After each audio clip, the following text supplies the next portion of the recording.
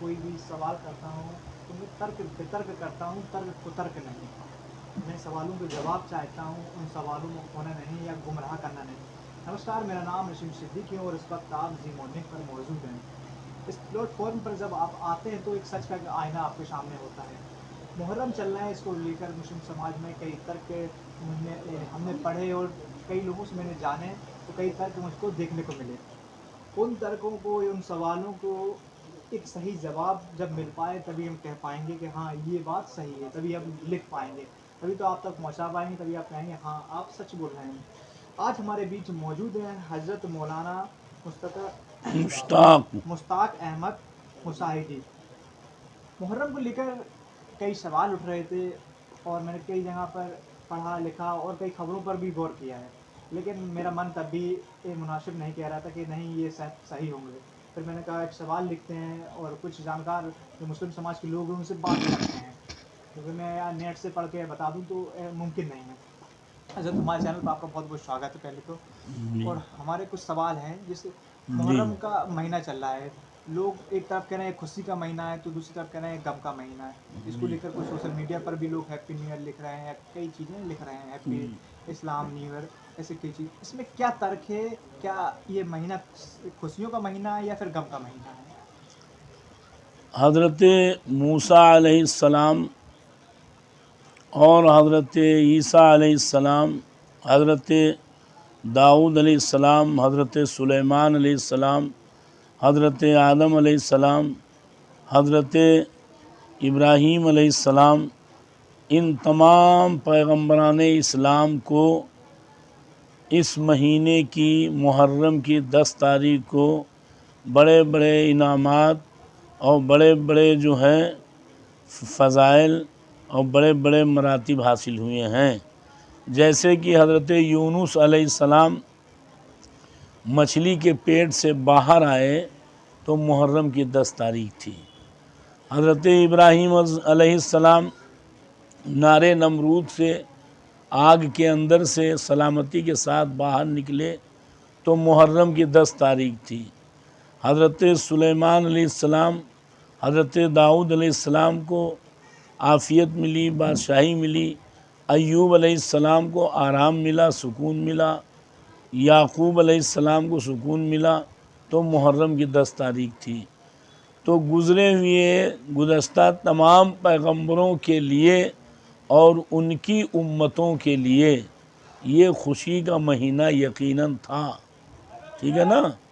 लेकिन जब करबला का वाक़या हो गया, मिसाल के तौर पे ईद का दिन जो है बहुत खुशी का दिन है, लेकिन ईद के दिन अगर किसी का जवान बेटा इंतकाल कर जाए या किसी का बाप इंतकाल कर जाए तो रहेगा तो वो ईद ही का दिन, मगर गम में तब्दील हो जाएगा। इसी तरह से मुहर्रम की 10 तारीख को हमारे नबी अहमद मुज्तबा मोहम्मद मुस्तफ़ा सल्लल्लाहु अलैहि वसल्लम का पूरा घराना लूट लिया गया। यजीद जैसे ज़ालिमो जाबिर की फ़ौज ने यजीद के आर्डर पर घर में आग लगा दिया और इमाम हुसैन के बच्चों को, हाँ, 6 महीने के बच्चों को, 18 साल के बच्चे को शहीद किया। इमाम हुसैन को बड़े दर्दनाक अंदाज में शहीद किया और सर को नेज़े पे बुलंद करके घुमाया गया।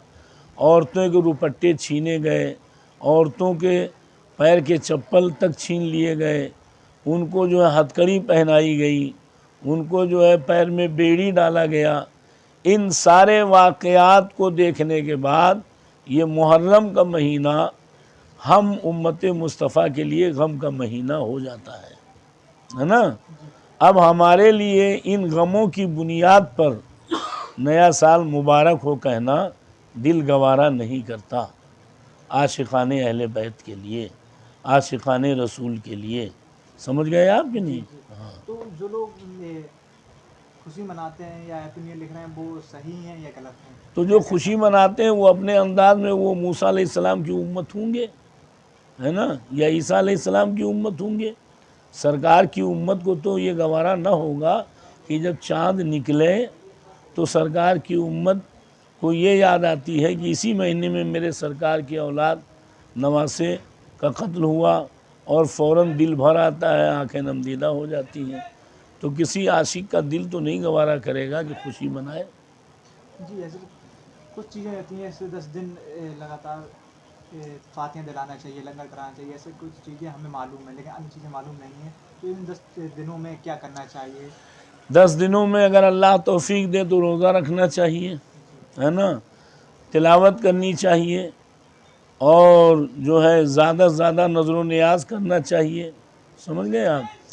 और सबसे अहम बात यह है, तिलावत तो जायज़ है, तिलावत के हर हरफ पे सवाब मिलता है, लेकिन ये पता नहीं चलता है कि हक़ क्या है नाहक़ क्या है। कुरान खानी से ये पता नहीं चलता कि हक़ क्या है नाहक़ क्या है। और हक़ और नाहक़, सच्चे और झूठे की पहचान बहुत ज़रूरी है। इसके लिए शहादत नामा होना बहुत ज़रूरी है ताकि हक़ और नाहक़ की पहचान हो। कुरान खानी कराना चाहिए, लेकिन शहादत नामा ज़रूर कराना चाहिए ताकि हमारे नौनिहालों को, हमारे आने वाली नस्लों को ये पता चलता रहे कि मुहर्रम का मसला क्या है ना, मुहर्रम की हिस्ट्री क्या है और मुहर्रम हम क्यों मनाते हैं।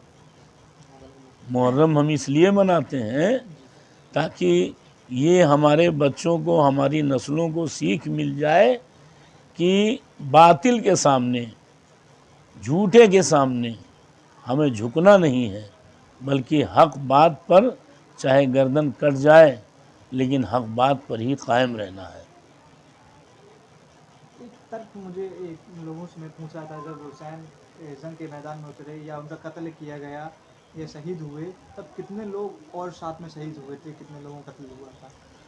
72 लोग शहीद हुए थे और 10 लोग वापस हुए थे। 82 लोग थे, 72 शहीद हुए थे, 10 वापस हुए थे। उसी में ज़ैनुल आबिदीन भी हैं, उसी में जो है हज़रत ज़ैनब भी हैं, हज़रत रुबाब वगैरह हैं। 10 दिन ऐसे शुरुआत होती है एक दिन से, फिर 10 आशूर की 10 तारीख आती है, जब तक कई चीज़ें ऐसे तख़त होते हैं, ताज़िए होते हैं, छड़े होती हैं। तो क्या कोई डेट निश्चित की गई कि 5 तारीख को तख़त होगा, 6 को मेहंदी होगी, 7 को ये होगा या 8 को छड़े होंगी, 10 को ताज़िए, ऐसा कुछ निश्चित है क्या? हम अहले सुन्नत व जमात के यहाँ मुहर्रम की 10 तारीख जो गुज़री है बड़ी अहम तारीख़ है, जिसको आशूरे की रात कहते हैं। उस रात में इबादत करना चाहिए और इमाम हुसैन के रोज़े को ताज़िया कहते हैं। इमाम हुसैन के रोज़े को ताज़िया कहते हैं। ताज़िया रखना चाहिए, ताज़िया बनाना चाहिए, ताज़िया की ज़ियारत करनी चाहिए। पर औरतों को बेपर्दा होके इस तरह से भीड़ लगा के जाना, बेपर्दा होना, ये जायज़ नहीं है, ये जायज़ नहीं। औरतें मतलब जो ताज़िए निकाले जाते हैं उसमें जाना या ढोल नगाड़े बजाना, ये सब नहीं, जायज़ ये नहीं जायज़। नहीं जायज़ है। सिर्फ जो है सिर्फ तिलावत करिए, ताज़िया रखिए, जी, ताज़िया रखिए, ताज़िया की ज़ियारत कीजिए। जिसको असल की ज़ियारत ना हो वो नकल की ज़ियारत करे, असल की याद आती रहेगी और बरकत हासिल होती रहेगी। जैसे हुजूर का रोज़ा है गुंबद खज़रा, अब असल की ज़ियारत नहीं होती है तो लोग गुंबद खज़रा की ज़ियारत करते हैं।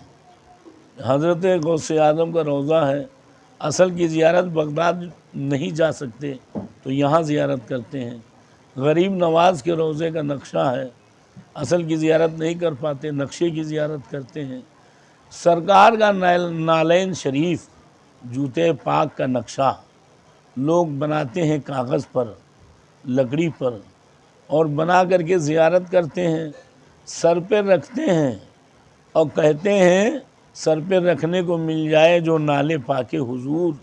नाले पाक मतलब हुजूर का जूते मुबारक, तो फिर कहेंगे कि हाँ ताजदार हम भी हैं।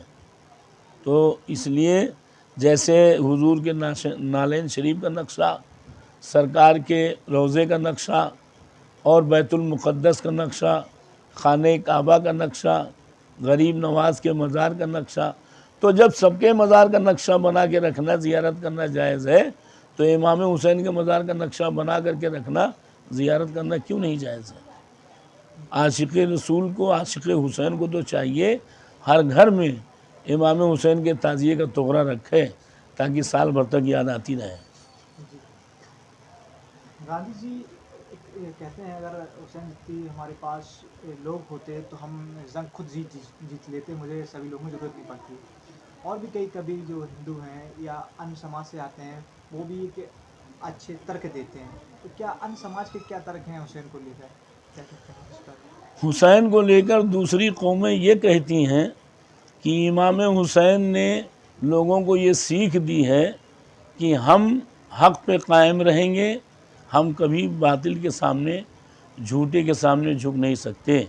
और उन्होंने अपना पूरा घर कुर्बान कर दिया, इसलिए कुर्बान कर दिया कि मेरे नाना की आने वाली उम्मत हमसे ये सबक सीख ले कि जान देना गवारा है, मगर शरीयत के ख़िलाफ़, इस्लाम के ख़िलाफ़, कुरान के ख़िलाफ़, माशरे इस्लामी के ख़िलाफ़ चलना गवारा नहीं है, ना मानना गवारा है। वो एक अच्छा संदेश देते हैं। हाँ, ये मानते हैं, एक अच्छा संदेश एक अच्छा संदेश देते हैं कि हम हक़ पे ही हमें कायम रहना चाहिए, देना चाहिए। हमें सही रास्ते पर रहना चाहिए, गलत रास्ते पर नहीं रहना चाहिए। यजीद का इमाम हुसैन का कोई ज़ाती झगड़ा नहीं था, समझ गए आप। जी। तो लास्ट सवाल मेरा यही रहता है कि क्या आप मुस्लिम समाज को लेकर या मुहर्रम को लेकर क्या कहना चाहेंगे, क्या तर्क देना चाहेंगे? हम ये कहना चाहेंगे जी। कि हमारी कौम को ये चाहिए कि हक़ पर कायम रहे और ये जज्बा रखे कि हम दीन की हिफाजत के लिए, कुरान की हिफाजत के लिए, इस्लाम की हिफाजत के लिए हम अपना जान दे सकते हैं, मगर हम क़तई तौर पे इस्लाम के ख़िलाफ़, दीन के ख़िलाफ़ पसंद नहीं कर सकते। बहुत बहुत शुक्रिया जो आपने इतना कीमती समय आपने मेरे चैनल को और मुझे दिया। तो बन गई है आप भी जी मॉर्निंग के साथ और ऐसे कई ख़ास बातें और ख़ास शो के लिए।